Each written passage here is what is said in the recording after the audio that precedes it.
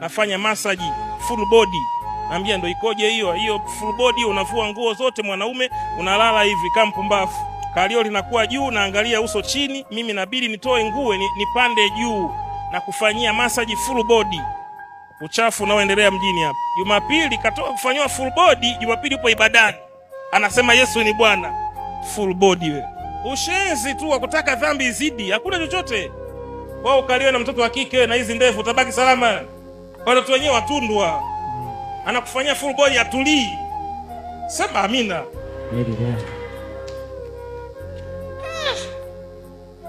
Ananisimulia hapo. Ananiambia baba, wanakuja watu kule, uamini watu wazima, waume za watu wanafanywa massage full body. Anamuuliza wanaweza kuvumilia? Ambia hamna, mwishoni huo wanachemka. Mwanzoni wanakaza lakini baadaye wanachemka. Mtoto wa kike akupapasa hivi.